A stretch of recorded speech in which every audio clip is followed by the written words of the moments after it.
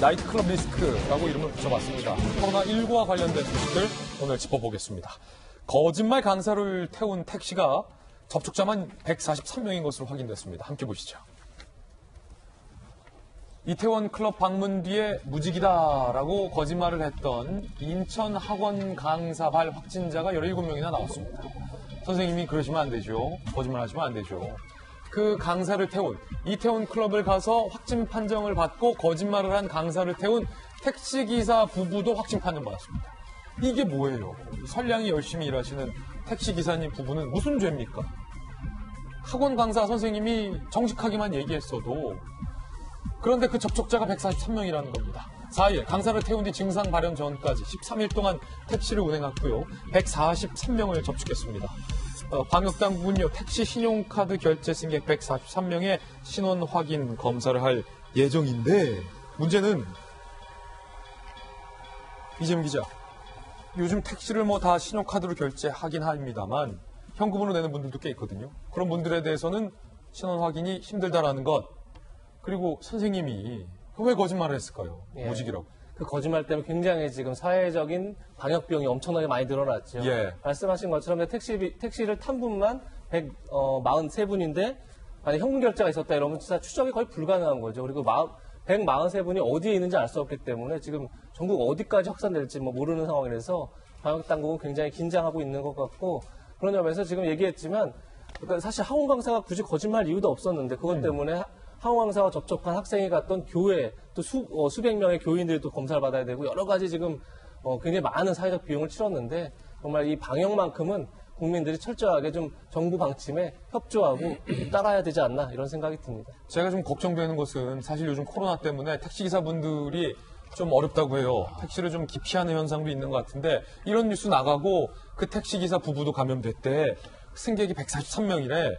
이런 뉴스 나가면 그 선생님의 거짓말 때문에 안 그래도 힘든데 택시 기피할까봐 그것도 걱정돼요.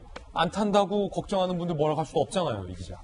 그렇죠. 물론 이제 당연히 지금 택시분들 다 소상공인 다 어려운데 다 어려워요. 거짓말 하나하나가 사실은 화금이 어디로 갈지 모르는 거죠. 가뜩이나 어려운 이제 서민들, 소상공인들에게 더 큰 어려움을 줄 수 있기 때문에 아까도 얘기했지만 정말 저런 거짓말만은 하지 말아야 될 것 같습니다. 예, 그런가 하면 이태원 클럽을 갔던 확진자가 부천에 있는 나이트도 간 사실이 확인됐습니다. 많이도 갔습니다. 이태원 클럽발 확진자, 부천 나이트도 갔다. 이태원 클럽 퀸을 방문했던 베트남 국적의 불법 체류자 A씨, 32살인데요. 오후 11시 48분부터 10일 오전 0시 34분까지 부천 상동의 메리트 나이트를 방문합니다. 당시에 그 나이트에는 250여 명이 북적였다. 인근 호프집도 가고요. 노래방도 가고요. 직장 숙소에 합숙도 했습니다. 결국 이 이태원 클럽을 갔던 베트남 체류자는 확진 판정을 받았는데 항구가 서툴고 발병일이 불명확하여 숨은 접촉자가 더 있을 가능성에 대한 이야기도 나오고 있고요. 문제는 김병훈 박사님, 결국 한국인 회사 동료까지 감염을 시켰군요. 네, 결국 이렇게 확진 판정이 받는 사례들이 늘어나고 있는데, 불법 체류자 신분이기 때문에 애당초에 본인 신분을 드러내는 것들을 굉장히 꺼려했던 것 아닙니까? 검사를 받을 때도 그 당시 이태원 클럽을 다녀왔던 사람의 경우에 이 신분을 노출하지 않고 받을 수 있도록 해줬기 때문에 여기 이제 전화번호를 남기고 받을 수 있었던 상황으로 보는데요. 마지막까지 연락이 와도 받지 않는 상태에 있었던 것을 대한민국의 베트남에서 귀화한 이 우리 공무원이 있었기 때문에 여기에 대해서 어느 정도 설득을 해서 또 얘기를 더 끌어낼 수 있었던 것 같습니다. 근데 문제는 이 역학조사를 해보니까 나이트클럽에 가서 250명 정도 되는 사람들과 또 어울려 있었던 부분이기 때문에 여기서 어느 정도까지 이 코로나19 감염이 더 전파될까, 확산될까가 걱정되고요. 부천 나이트에 그렇게나 많았어요? 문제는 아까 우리가 자세히 보면 5월 초에 이태원 클럽을 갔다가 부천 나이트에 갔던 게 5월 9일입니다.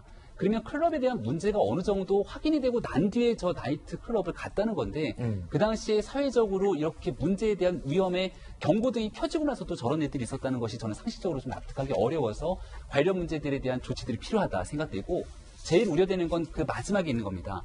집단 합숙을 하기 위해서 다시 또 숙소로 들어갔는데 여기에 불법 체류를 하고 있는 사람들이 같이 또 모여있는 과정들이 그대로 노출되게 되면 대한민국이 코로나19를 가장 잘 대응하는 것들은 역학조사를 분명히 해서 감염원에 대한 차단 조치를 확실하게 하고 있는 거거든요.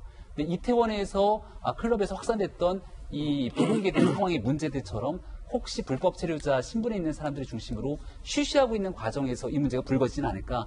여기에 대해서 방역당국이 지금 신중을 기하고 있는 상황으로 볼 수 있습니다. 아니 그럼 그 부천 상동에 있는 메디스트 나이트 클럽은 일단은 임시 휴업되는 거죠? 네. 확진자가 나왔으니까. 당연히 임시휴업이 돼야 되는 상황이고 여기에 오셨던 분들이 이제 또 적극적으로 나서서 250여 명. 예, 검사를 받고 본인이 확진 판정을 받기 전까지라도 최대한 자가격리를 하면서 스스로 이 사회의 건강을 위해서 노력하는 모습들을 보이는 게 제일 중요한 시점으로 봅니다. 저는 이제 개인적으로 볼 때 예. 외국 체류자 문제가 다시 한번 우리 코로나 유행을 시킬 수 있는 발언이 될 수 있는 그런 부분이 있다고 봐요. 왜냐하면 일단 우리 의료의 사각지대일 뿐만 아니라 경호된 불법 체류자들이 굉장히 많은 걸로 알려져 있잖아요.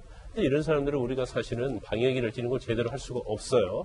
그리고 저희도 불법 체류자가 됐건 합법 체류자가 됐건 우리가 이제 법률적으로 상담을 많이 하는데 그 사람들이 제일 무서워하는 것은 강제 출국이에요. 그렇군요. 그러니까 수방. 그렇죠. 범죄 행위가 일부 어떻게 보면 우리 한국 사회에서는 술 먹다 보면 서로 멱살 잡고 그런 일이 있을 수 있잖아요.